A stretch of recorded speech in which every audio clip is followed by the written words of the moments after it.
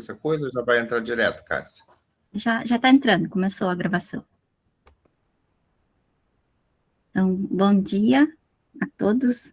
Bem-vindo a mais um dia que a gente se reúne para fazer o nosso culto aqui da Casa da Rua, onde a gente sempre busca se conhecer melhor e também para, assim, melhorar nosso relacionamento com os outros e em última análise, para a gente contribuir para o reino de Deus aqui na Terra. Eu vou começar com uma reflexão lendo o versículo em Mateus 18, versículo 5. E aquele que receber uma criança como essa, por causa do meu nome, recebe a mim. Caso alguém escandalize um destes pequeninos que crê em mim, melhor seria que lhe pendurassem ao pescoço uma pesada mó e fosse precipitado nas profundezas do mar. Então, comecei esse nosso culto hoje lendo esse versículo para relembrar o quanto os pequeninos, nesse caso aqui o exemplo de uma criança, são importantes no relacionamento ali de Jesus, no respeito a essa fase do ser humano, a fase infantil, onde naquela época às vezes não era muito considerada. E fazendo uma reflexão do que a gente teve aqui nas notícias dos dias anteriores, principalmente que foi aqui no meu estado, no Rio Grande do Sul, de um pai que se proclamava missionário e que espancou seu filho, o que levou ao óbito. E o que a gente tem para refletir, assim como igreja, é que nós também precisamos atuar nesse sentido de proteção às crianças. De quanto são importantes, no exemplo aqui, ele traz só um escândalo já seria o suficiente para a pessoa, seria melhor que nem existisse se levasse isso ao sofrimento de uma criança. E o quanto isso vem, eu mesmo fiquei bem, por mais que a gente já vê, infelizmente, muitos exemplos desses horríveis, mas sempre que acontece, é sempre dá um ódio, assim, de quem cometeu aquilo, de como consegue fazer com o próprio filho. E o que a gente, enquanto igreja, pode atuar nessa frente para tentar impedir que novas injustiças venham acontecendo. Então, deixo essa reflexão para a gente se pensar como se colocar, não só como igreja, quanto ser humano, quais são agora que a gente já está vindo para mais um período de eleição, quem são esses que realmente defendem a família? Quais são os exemplos que a gente vê na realidade desses que se dizem, ou os que se dizem, ou o que tem de concreto em cada pessoa ali que está se lançando como defensor, e o que eles têm como lei, se tem como lei alguns desses que se dizem defensor, que é afastar a criança da escola, sendo que muitas dessas violências são vistas na escola, a gente já vê que isso não é proteção à criança, isso sim é criar mais domínio ali desses agressores, que vão perpetuar aquele ciclo de violência e, às vezes, acabar como tivemos a notícia desse exemplo desses últimos dias, dessa notícia horrível do falecimento de uma criança de 3 anos. Então, vamos começar com o nosso culto. Acho que começa primeiro com a música. Eu já não lembro bem a ordem que a gente tinha feito lá na reunião. Se é primeiro os avisos? Primeiro os avisos e depois a gente vai para as músicas. Tá bem. Então, vamos começar com os avisos.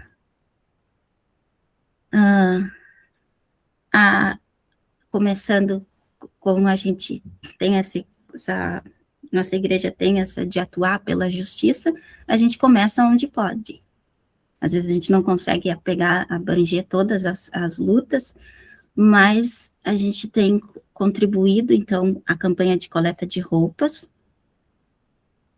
que está acontecendo ainda, aí deixa com a Alessandra ou na próprio templo, né? Isso, aí no Rio de Janeiro. Também a igreja fez a contribuição de alimentos para o asilo Recanto dos Velhinhos Francisco Gonçalves Barbosa, na cidade do Pinheiral, no Rio de Janeiro.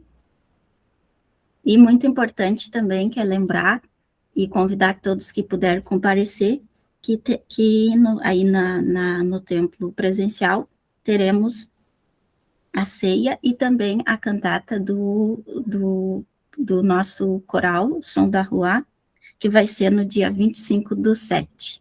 Já anotem aí na agenda para não perder. E lembrando que para realizar algumas coisas a gente precisa de fundos. A nossa igreja também trabalha com Pix, e a gente faz tudo certinho. Esqueci o nome lá que a gente faz no final de mês, a prestação de contas. Como parte aqui já foi também a contribuição lá para o asilo, a gente também auxilia alguns irmãos que precisam de auxílio no aluguel, ou pagar a conta de água, comprar alimentos. Então, vou deixar aqui no chat o Pix. Quem puder e quiser contribuir, vai ser muito bem utilizado a sua contribuição.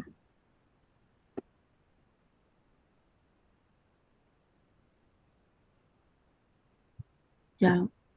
Ixi, meu note deu uma travada aqui, mas eu já copio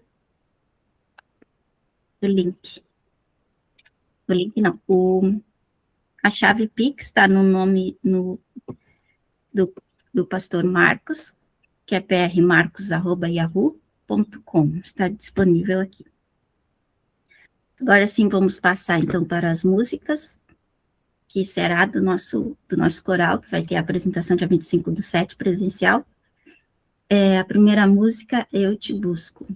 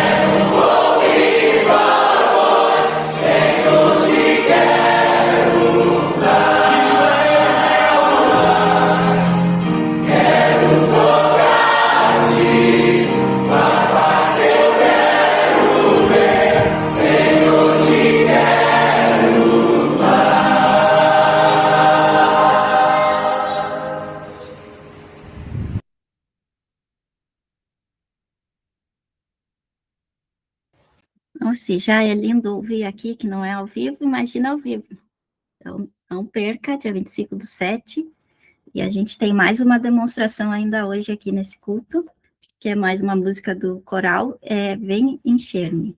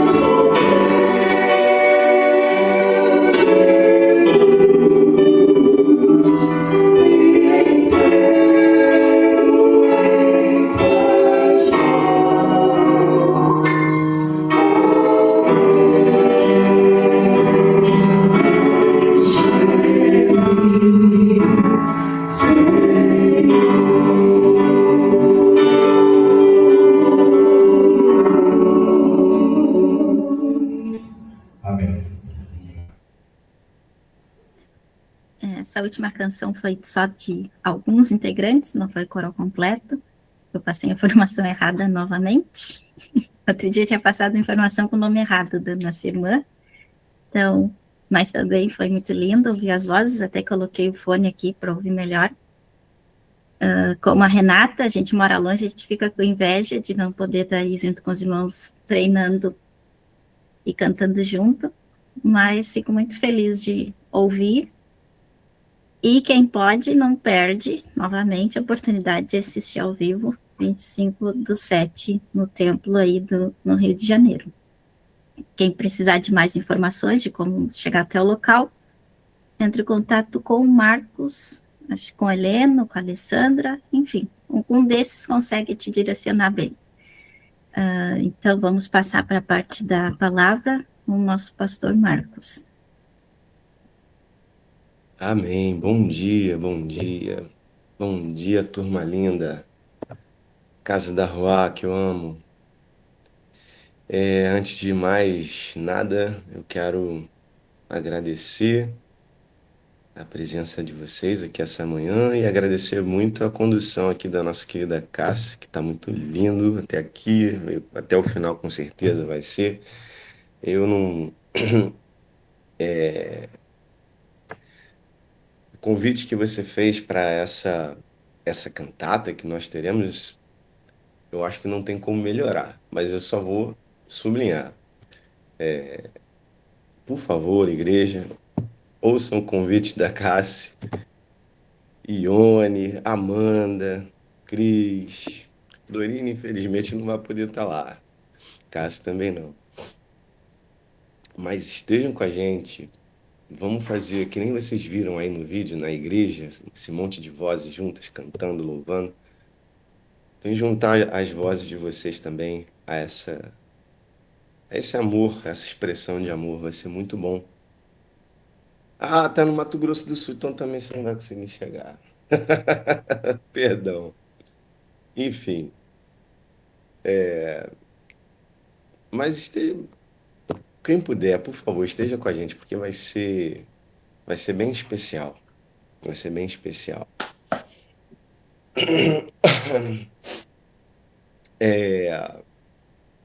E o que eu vou trazer hoje? Na verdade, uma reflexão que volta e meia fica aparecendo na cabeça, no coração.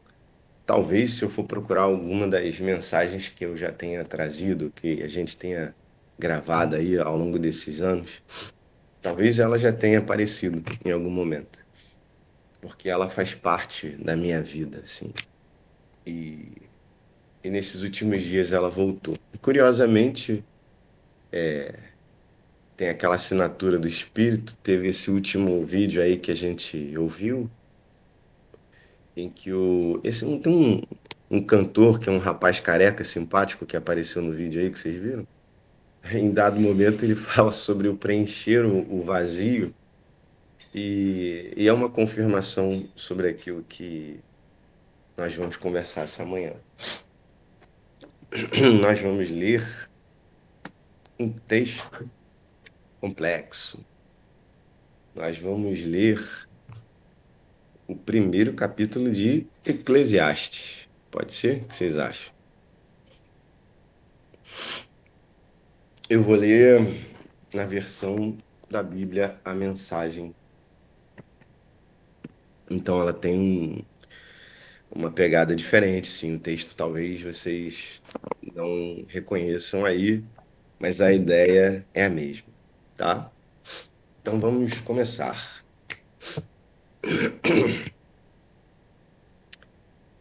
Estas são as palavras daquele que está em busca, filho de Davi e rei em Jerusalém. Vaidade das vaidades. Aqui no texto da mensagem diz vazio. Tudo é um grande vazio. Nada vale a pena. Nada faz sentido. O que resta de uma vida inteira de trabalho sofrido? Uma geração passa, outra geração chega, mas nada muda. É sempre a mesma coisa. O sol nasce e se põe, um dia após o outro. É sempre igual. O vento sopra para o sul e depois para o norte. Gira e dá muitas voltas. Sopra aqui e acolá. E vai seguindo o mesmo rumo. Todos os rios vão para o vasto oceano, mas o oceano nunca transborda. Os rios correm para o mar e logo depois voltam a fazer o mesmo percurso. É um tédio só. É uma mesmice sem tamanho. Nada tem sentido. Será que os olhos não cansam de ver e nem os ouvidos de ouvir? O que foi, será novamente. O que aconteceu, acontecerá de novo. Não há nada de novo nesse mundo. Ano após ano é sempre a mesma coisa. Se alguém grita, ei, isso é novo, não se anima. É a mesma velha história. Ninguém se lembra do que aconteceu ontem. E as coisas que vão acontecer amanhã, ninguém se lembrará delas também. Você acha que será lembrado? Pode esquecer. Eu sou aquele que está em busca. Fui rei de Israel em Jerusalém. Já investiguei tudo com cuidado. Explorei tudo que é feito nesta terra. E deixe-me dizer, não há nada de especial. Deus não facilitou nada para nós. Já vi de tudo e tudo é um vazio só. Como nadar contra a maré. Pau que nasce torto, morre torto. Não dá para ser consertado. É como acrescentar um zero à esquerda. Não muda o resultado. Eu disse a mim mesmo, tenho mais conhecimento e sou o mais sábio que qualquer um antes de mim em Jerusalém. Eu acho essa frase muito interessante, né? Eu disse a mim mesmo, tenho mais conhecimento e sou mais sábio que qualquer um antes de mim em Jerusalém. Acumulei sabedoria e conhecimento. A conclusão que cheguei foi: esforçar-me para obter sabedoria e conhecimento produz um vazio. É como nadar contra a maré. Quanto mais se sabe, maior é a responsabilidade. Quanto mais se aprende, maior é o sofrimento. Até aqui, por enquanto. Então, eu sempre achei muito curioso, quando entrei na igreja, ouvir algumas pessoas dizendo que o texto, o livro, que lhes causava mais medo, né? O crente tinha mais medo do Apocalipse. Eu achava isso muito curioso, assim. Primeiro porque, em tese, né, a gente está falando da volta de Cristo, então não deveria ser algo para causar medo. Mas um outro ponto que me deixava com essa curiosidade é porque eu não via medo em Apocalipse, mas eu tinha muito medo em dois livros especificamente: Jó e Eclesiastes. Não sei vocês, mas eu morria de medo desses dois livros aqui, Jó e Eclesiastes. E por quê? Porque logo que eu entrei na igreja, literalmente, logo que eu pisei na igreja, eu comecei a ter uns BOs internos assim. E na primeira reunião que eu tive com um pastor, a minha primeira pergunta para ele foi essa, né? Como é que eu posso alinhar essas duas coisas que são tão antagônicas?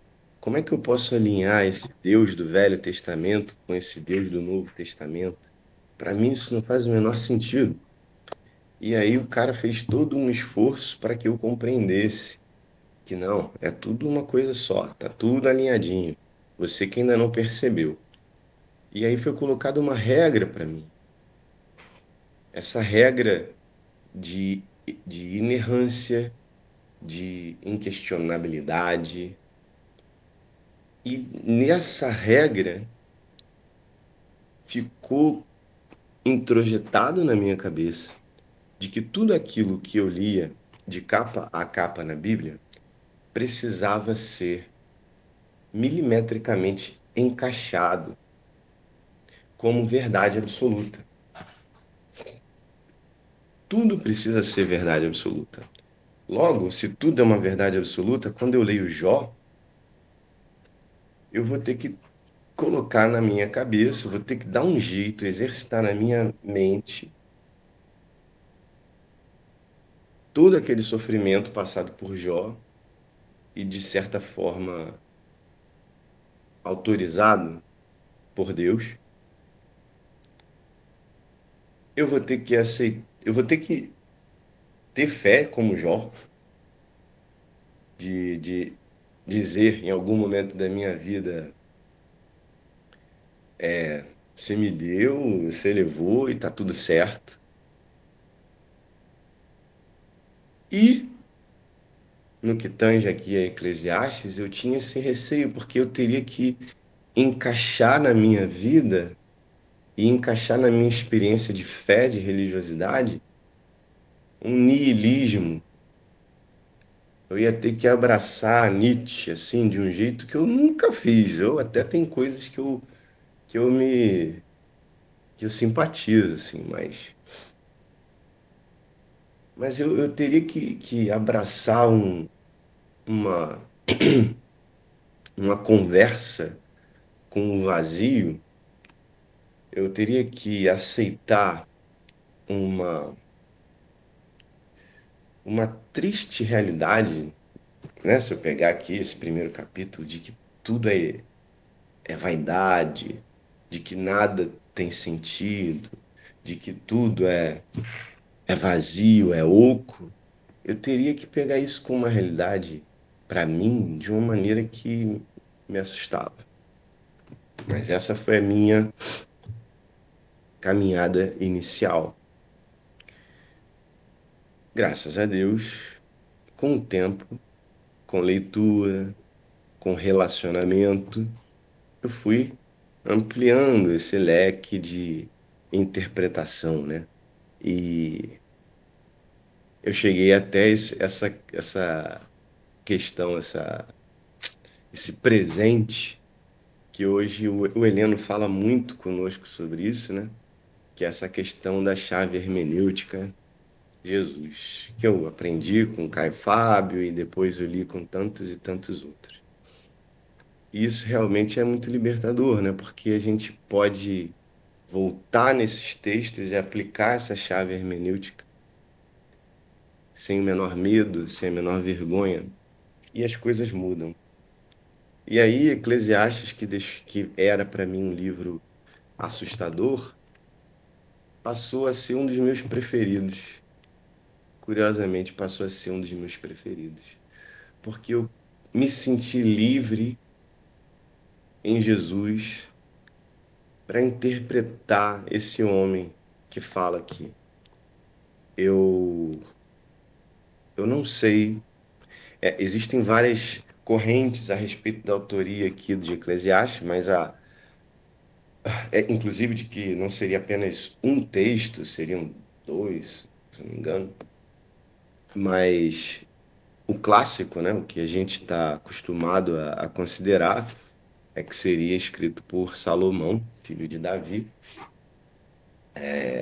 no final da vida, e injuriado porque ele está para passar, né, tudo que ele conquistou adiante para a próxima geração, para o filho dele, e ele está nesse lugar aqui de questionamento da própria vida. Então, assim, eu vou, se você e eu queremos alguém de referência, vamos abraçar aqui essa corrente majoritária, essa tradicional, de que a gente está conversando aqui com esse Salomão, né? E, e a primeira coisa que me bate, sabe, lendo esse texto,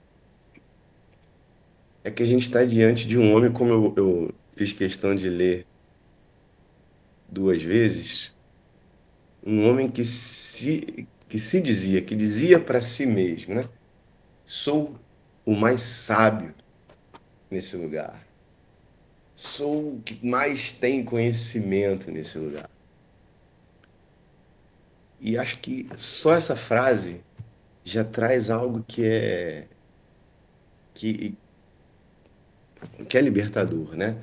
Que é o sentimento de que aqui, pelo menos ao longo dessa vida, houve uma arrogância. Houve alguém que não tinha esse pudor de se autoproclamar o maior em alguma coisa. E isso é um problema muito sério, né? Isso é um problema muito sério. Nós sabemos disso. Eu fiquei me perguntando, ao longo desse tempo, lendo e relendo Eclesiastes, em que momento de fato esse homem se torna realmente sábio. Porque ao longo do texto você vai percebendo que ele é esse um cara que busca, né? Que ele viveu uma vida em busca de algo, uma busca frenética por algo. Mas o que é esse algo? E, e é essa sabedoria, é esse conhecimento. A impressão que me dá é que ele viveu uma vida em busca de um autorreconhecimento, né? De uma imagem que ele gostaria muito para si. Ele se. Ele, ele, em vários momentos você vai ver que ele começa a experimentar, ele começa a transformar a vida dele em campo de experiência para as suas próprias teorias. Porque conforme ele vai avançando nessa busca frenética por algo, ele vai esgotando, ele vai apertando a fruta até o máximo do bagaço, até não sobrar mais nada. E quando chega nesse lugar, ele já começa a teorizar para um outro caminho e ele começa a jogar a vida dele na direção desse caminho, numa experiência de resposta. Não, aqui a resposta para essa minha dúvida aqui sobre a existência, sobre a vida é essa aqui. Eu vou para cá, eu vou para lá. Eu vou me entorpecer, eu vou construir, eu vou ter todas as mulheres, eu vou me divertir, eu vou trabalhar. A vida dele não é uma vida que flui. A vida dele é uma tentativa permanente de provar algo. Essa é a visão que eu passo a ter. A vida desse homem é uma permanente tentativa de provar, de responder. E conforme essas respostas que ele tentava alcançar iam se esgotando, Ele buscava um outro caminho, e buscava um outro caminho, e inventava um novo caminho. Ele deturpava, ele inovava, tentando alcançar a grande resposta final. Mas aí fica a pergunta: será que realmente essa, esse caminhar de vida é o que faz dessa vida uma vida de sabedoria? Será que realmente o caminhar dessa vida foi que fez dele o sábio? Ou será que a verdadeira sabedoria se deu nesse momento em que a gente está lendo? Lá na frente dessa vida, quando ele foi capaz de olhar para trás, olhar para toda a sua caminhada, porque ele diz: eu testei tudo, eu vivi tudo, eu experimentei tudo, testei tudo. Mas ele testou tudo dentro da própria vida dele, dentro da própria experiência de existência dele. Será que a sabedoria, então, a verdadeira sabedoria, o que realmente faz desse cara um sábio, não foi esse momento do olhar para trás, do olhar para tudo aquilo que ele viveu antes, e aí sim se dá conta de que foi tudo vaidade, foi tudo em vão, foi tudo, como ele coloca aqui, nadar contra a maré? Não porque de fato a vida seja um eterno nadar contra a maré, não que a vida seja de fato um vazio, mas essa forma como ele viveu, essa busca frenética por uma resposta, essa tentativa infinita de fazer com que tudo tenha algum sentido. Será que aí, quando você reconhece que esse esforço é realmente o que consome e o que leva a a um estado de oco? Será que esse momento final, esse momento da velhice, não foi aqui que de fato ele realmente alcançou um status de sábio, porém uma sabedoria triste, melancólica, porque o tempo já havia passado, porque o tempo já havia passado eu, e ao invés dele ter se colocado diante dos rios e se questionado, todos os rios vão para o vasto oceano, mas o oceano nunca transborda. Será que é assim que ele deveria ter visto os rios e os oceanos ao longo de sua vida? Ou será que ele deveria ter gozado desse rio e desse oceano de uma outra maneira? Não em busca do porquê ele transborda ou não transborda, ou entediado, esperando que ele transbordasse. Será que esse questionamento de dizer que o sol nasce e se põe um dia após o outro, é sempre igual? Será que esse tédio não deveria ter sido substituído pelo prazer de viver e deitar, como diz a música da do Roberto, né? Deitar na relva e curtir a dádiva de dia após outro, ter esse calor de sol aquecendo a nossa pele e nos bronzeando? Será que essa melancolia a respeito do vento que vai para o sul, vai para o norte, gira, dá muitas voltas? Será que não era simplesmente a vida de a experiência real não deveria ser de empinar uma pipa?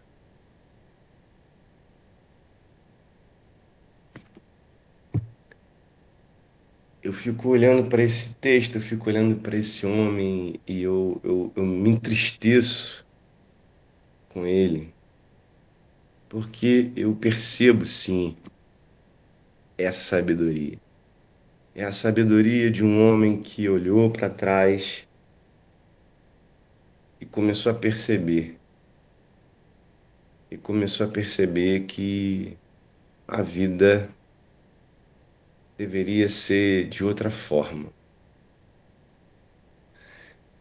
E eu me preocupo com esse homem porque esse livro passou a ser um dos meus preferidos, porque essa sabedoria pode ser nossa sabedoria, pode ser a minha sabedoria, essa melancólica sabedoria do final, do olhar para trás e perceber que foi tudo em vão, foi tudo vaidade, foi tudo busca por eu, foi tudo uma tentativa de ser de fato mais sábio e o mais conhecedor.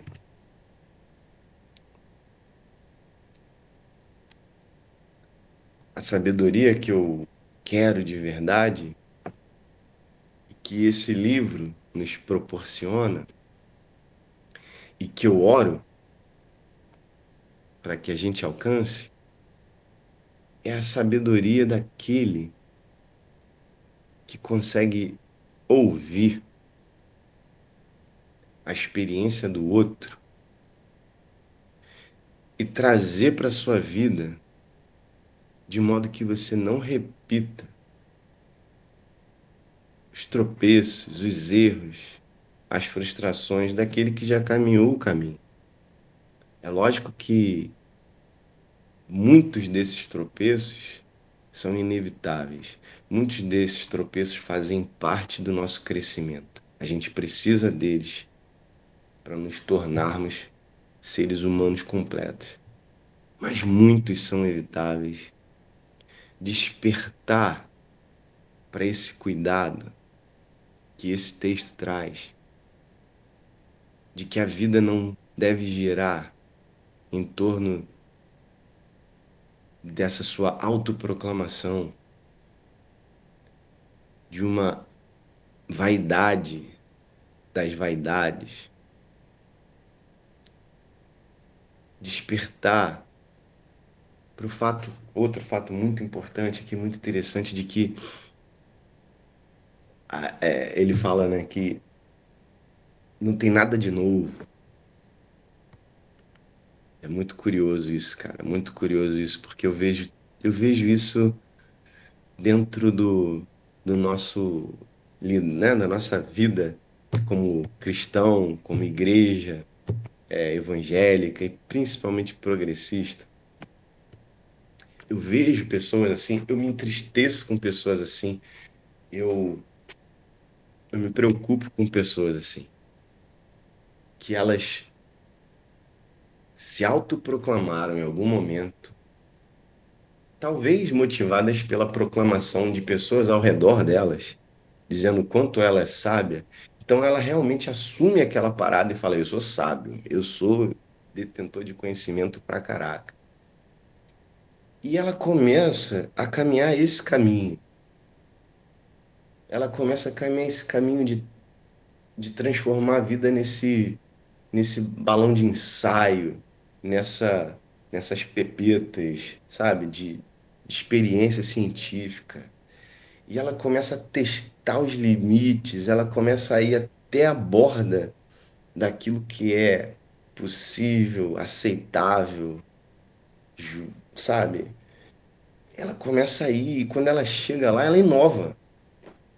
E ela acha que, pô, ela tá sendo super nova, mas não é novo, não tem novidade nenhuma. Isso já foi feito, isso já foi dito, isso já foi tentado. Mas naquele momento, sabe, a vaidade do eu criei, isso é meu, tem a minha assinatura, é muito maior. E a pessoa embarca nisso e vai embora nisso. E lendo Eclesiastes, eu espero que não, sabe? Mas o norte, o destino dessa caminhada me parece já previsível. Essa sabedoria melancólica, triste, de um vazio. E o pior, uma sabedoria triste, melancólica de um vazio. Porém, essa vida, esse caminhar vaidoso, esse caminhar de testando, apertando, indo ao limite do deboche, vai carregando, atraindo consigo aquelas pessoas que em algum momento disseram e alimentaram: esse é o sábio. E são pessoas que não têm, que não têm esse discernimento, que talvez nem cheguem ao final da vida para dizer: putz, olha só o que eu fiz, olha como eu vivi. Talvez elas não cheguem lá porque elas acreditem piamente que não há limite.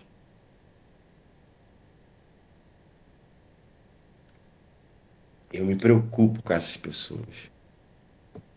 Eu, eu me preocupo pela vida delas e me preocupo pelo estrago que ela pode fazer na vida de outras pessoas.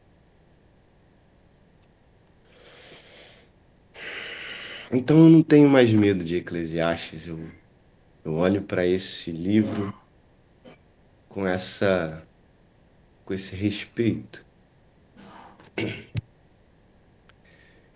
temendo, temendo que eu não me torne isso, que eu não viva uma vida assim, que eu não me submeta a minha própria vaidade, que ela não seja o meu norte. Eu sou livre. Em Jesus eu sou livre para poder fazer essa leitura. Eu sou livre para poder olhar para isso e dizer: eu não quero ser assim. Eu não serei assim. Eu não aceito que tudo é vaidade. Eu não vou viver uma vida de vaidade. Eu não vou viver uma vida oca. Eu não vou viver experiências vazias tentando provar somente para mim eu. Eu não vou viver nessa egocentria. Eu quero outra vida. Eu quero outra coisa. Eu preciso de algo diferente. Mas será que existe? Será que eu tô maluco? Será que existe outra forma de viver e de ser? Será que eu tô lendo certo?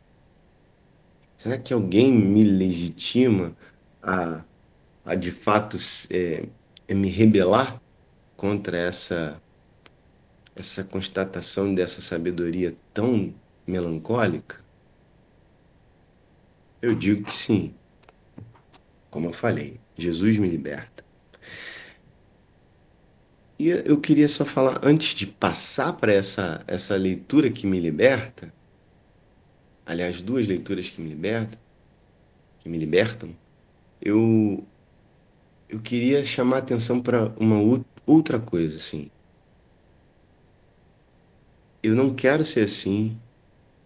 Esse texto me chama a atenção, esse texto me sacode para que eu não viva dessa maneira, para que eu não, não tenha a experiência de vida que esse cara teve, que eu não seja vaidoso, que eu não seja. E isso pode levar a gente para um nível salomônico, né? De pensar assim, não. Então a gente está falando só sobre o cara que se acha sobre tudo, que é o bambambam, bam, bam, o cabeção. E não, eu não tô falando sobre isso, sabe? Porque o que eu tô falando é que a gente pode ser isso em níveis micro da nossa vida. E que já é o suficiente para causar estrago macro. Porque nós podemos não ser Salomão, mas a gente pode ter Salomãozinhos dentro de nós. A gente não pode não ter esgotado tudo, todos os temas, mas a gente pode ter agarrado um tema específico da nossa vida, da nossa existência, e ter batido o martelo sobre ele de maneira definitiva. E isso fazer de nós pessoas irredutíveis, insensíveis, em um determinado lugar. E o pior de todos, eu acho, é que às vezes a gente pode ser assim,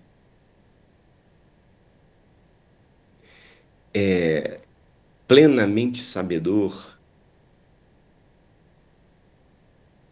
de alguém, de uma, de uma outra pessoa, de um relacionamento, de uma relação.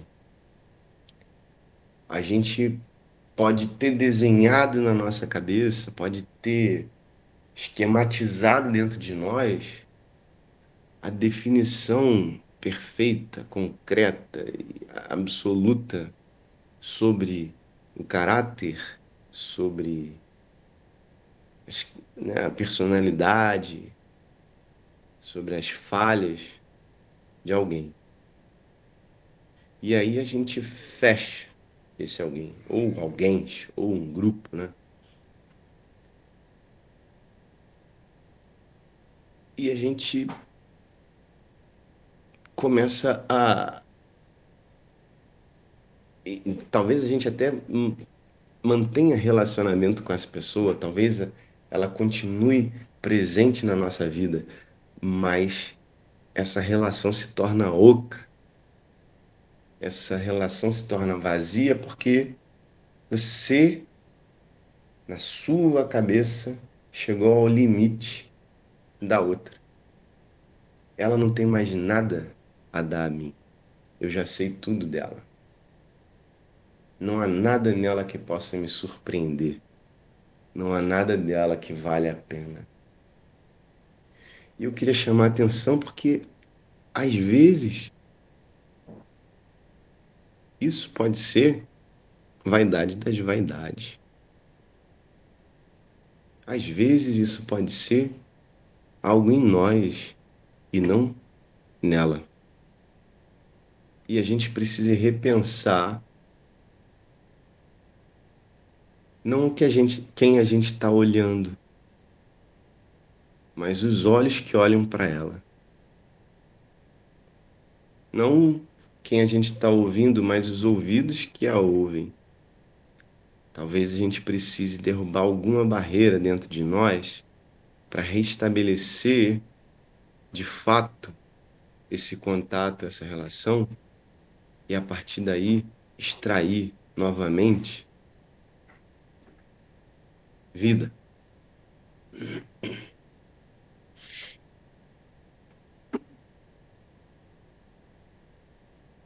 A gente não pode se fechar, né? A gente não pode, nós não podemos nos permitir virar estátuas de sal, cristalizar, nem para o todo, nem para o mundo, nem para as coisas que se colocam diante de nós e, sobretudo, em relação à pessoa que está na nossa frente, a pessoa com quem nós lidamos no dia a dia, nossos filhos, nosso esposo, esposa, ex-esposo, ex-esposa, ex-amigos, né? E, enfim, a gente precisa ser aberto para se permitir tentar um novo approach. Mas eu dizia, e para terminar, existe alguma coisa que me legitime a ponto de dizer as coisas que eu estou dizendo aqui? Existem muitas falas dentro desse texto. Existem muitas falas dentro desse livro, Bíblia, que podem nos levar a isso. Sobretudo nos evangelhos. Jesus nos mostra uma nova forma de viver, uma nova forma de olhar, uma nova forma de ouvir. Enquanto Salomão dizia: será que os olhos não cansam de ouvir, de ver, e nem os ouvidos de ouvir? Jesus, por outro lado, dizia: quem tem ouvidos, ouça. Não, né? Não cansa, não. Ouça. Porque está aqui para ser ouvido. Mas ele diz algo que me faz pensar. Lá em Marcos, e outra afirmação, não sei se foi exatamente esse texto que Cássia leu, mas tem um pouco a ver com o texto que ela trouxe no começo. Marcos 10, no versículo 13, Jesus diz o seguinte: alguns estavam trazendo crianças a Jesus, na esperança de que ele as abençoasse. Mas os discípulos deram uma bronca nessa gente. Jesus não escondeu a irritação. Não tentem afastar as crianças.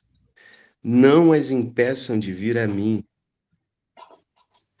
O reino de Deus é feito de pessoas que são como crianças. Prestem atenção.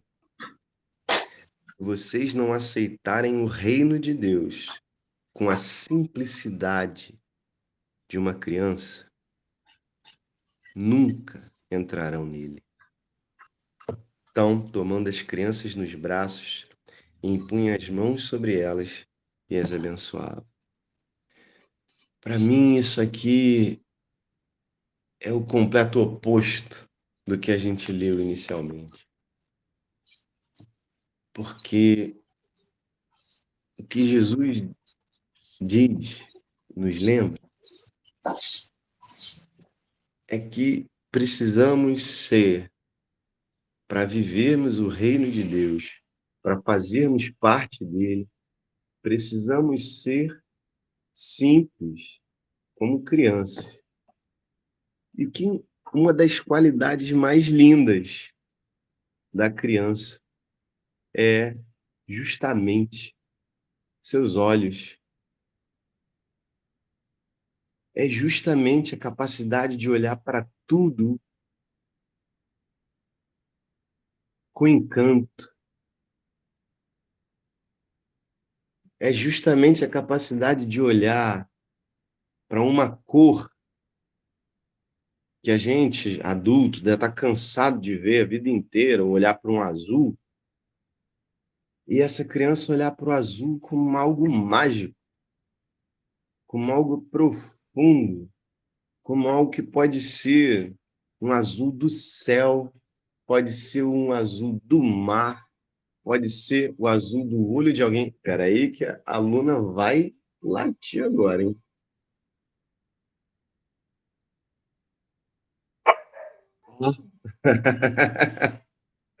Luna quer pregar aqui também. Gente, só um minutinho aqui, por favor. Só um minutinho, segura a onda aí.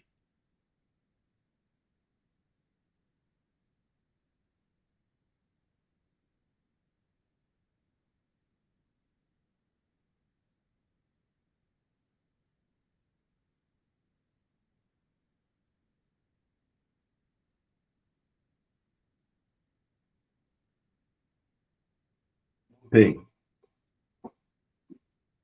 é que chegou. Ah, bom.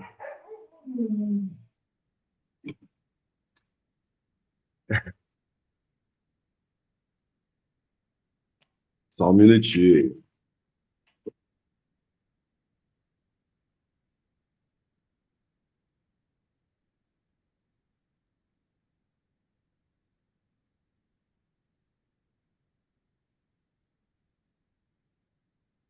Eu tô aqui, hein?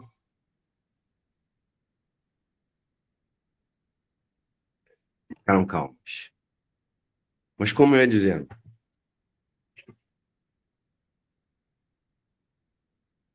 o barato, o grande barato de um dos grandes baratos de ser como criança é justamente esse poder que existe nos olhos dela, esse poder de se encantar, esse poder de significar, de ressignificar, de,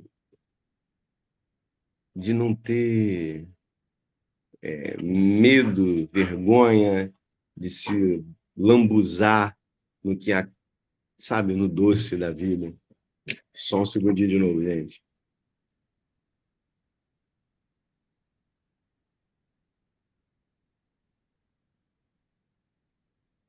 E Karim mandou um oi para todo mundo aí. É... E diferente, completamente diferente daquilo que a gente leu no começo, em que tudo é tédio, em que tudo é vazio, em que tudo é repetitivo. Para criança não. Para criança tudo esconde, tudo guarda uma possibilidade de diversão, de prazer, o sol, a praia, como eu falei no começo, a pipa no vento. Pô, o vento é mágico, ele levanta essa pipa que vai embora. E Jesus diz: vocês precisam ser assim. Vocês precisam ser como crianças. Vocês precisam ter essa simplicidade diante da vida. Vocês precisam ter essa simplicidade diante de todas essas maravilhas que Deus coloca ao seu dispor. Não problematiza, não, não torna complexo. Vive isso, goza isso, experimenta isso, abraça isso porque é seu.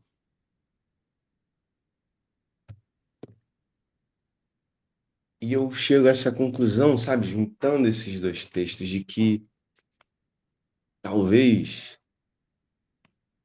com uma boa sabedoria, a boa sabedoria de quem ouve esse conselho e tenta trazer para si enquanto há tempo e tenta evitar aquilo que foi tropeçado por outro na frente, tendo essa boa sabedoria, e tendo também esse conselho de Jesus sobre ser criança, como criança, eu penso que a grande meta não está em inovar o que está lá fora, não está em inovar a realidade, tentando criar caminhos diferentes para que tudo tenha algum outro tipo de prazer. Mas a grande parada é inovar e renovar os seus próprios olhos, é nascer e renascer e manter vivo um olhar de criança. Se seu olhar começou a perder esse brilho, se seu olhar começou a desbotar e envelhecer no pior sentido que você pode encontrar, por uma palavra que não tem nada de pior, que é uma palavra bonita, o envelhecer é bonito, mas o que eu quero dizer é, se seu olho ele endurece, se seu olho resseca, se é assim que está seu olho agora, ler esse texto é a sua chance de pensar que talvez eu precise renovar a minha visão, a minha forma de enxergar.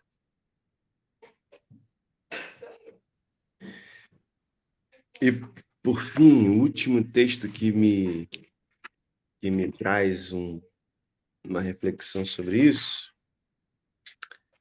está um pouquinho mais à frente, nesse mesmo lugar, falando em olhos, nesse mesmo capítulo 10 de Marcos. Eu acho muito curioso isso aqui, ó. Lá no 46. Depois de passarem algum tempo em Jericó, Jesus saiu da cidade, seguido pelos discípulos e por uma multidão. E um mendigo cego, Bartimeu, filho de Timeu, estava sentado à beira do caminho. Quando ele soube que Jesus, o Nazareno, passava por ali, começou a gritar: Filho de Davi, Jesus, misericórdia, tem misericórdia de mim. Muitos tentaram fazê-lo calar, mas ele gritava ainda mais alto: Filho de Davi, tem misericórdia de mim. Esse texto me leva de volta em Eclesiastes, me leva de volta em Salomão, porque né, Salomão era Bar Davi, né? Ele era filho de Davi. Ele literalmente era filho de Davi, o cara mais sábio do mundo. E nesse texto a gente está diante de Bartimeu, filho de Timeu. Quem é Timeu? Você sabe? Nem eu. Muita gente fala quem foi Timeu, mas a gente aqui no texto não tem essa referência. A gente não sabe quem é, é qualquer um. E é um qualquer um cego, à beira do caminho. Então, de um lado, a gente tem o filho de Davi, cheio de poder e de sabedoria, e que no final da vida escreve tudo isso que a gente leu. E do outro lado, a gente tem o filho de Timeu, um homem comum, aproveitando a rima, como você e eu. Cego fisicamente dos olhos, mas que por alguma razão, pela graça de Deus, pela presença do Espírito no coração dele, é capaz de enxergar aquilo que quase ninguém enxergava naquele momento. Que diante dele passava a vida, que diante dele passava a cura, que diante dele passava a misericórdia, porque é o que ele grita: misericórdia, tem piedade de mim.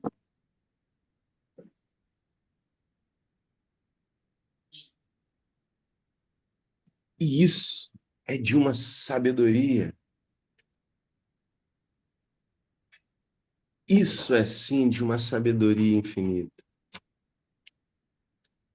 Tenha você os olhos físicos perfeitos ou não. Talvez você não tenha os seus olhos físicos perfeitos, mas o olho que precisa ser vivo e esse olho que precisa ser criança é um olho que está aqui dentro, é o olho que lê o mundo, é o olho que lê a vida, é o olho que lê a passagem desse Deus de amor e de misericórdia diante de você. É o Deus que dá sentido, é o olho que consegue perceber que a vida está se manifestando ali diante de você, e é nessa hora que ela se manifesta diante de você, você não mergulha em tédio, pelo contrário, você exalta, você grita, e você não perde a chance de forma alguma de chamar a atenção dela. Você berra, vida, olha para mim,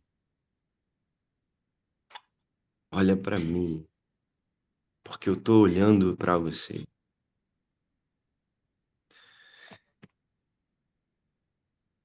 Então, queridos e queridas, o que eu queria trazer para vocês essa manhã é isso.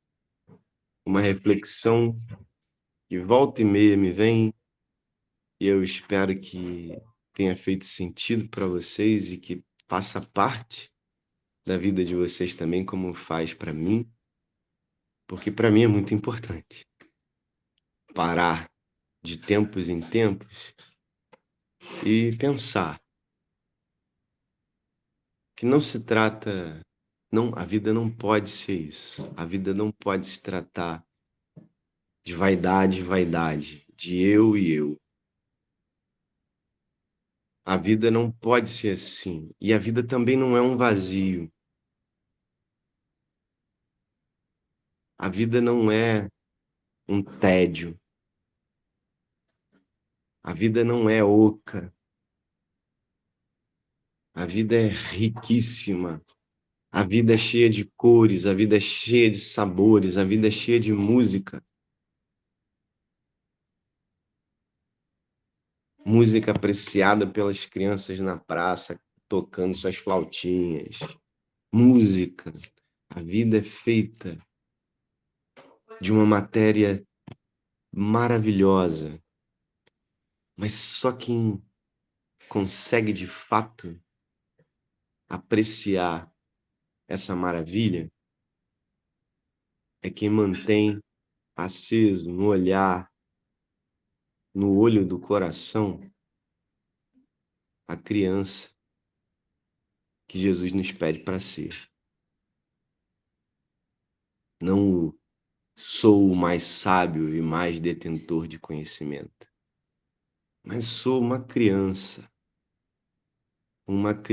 nos braços desse Jesus que abraça, uma criança no colo desse Deus maravilhoso que nos dá tanta coisa incrível, uma criança que quer muito viver, que quer muito viver.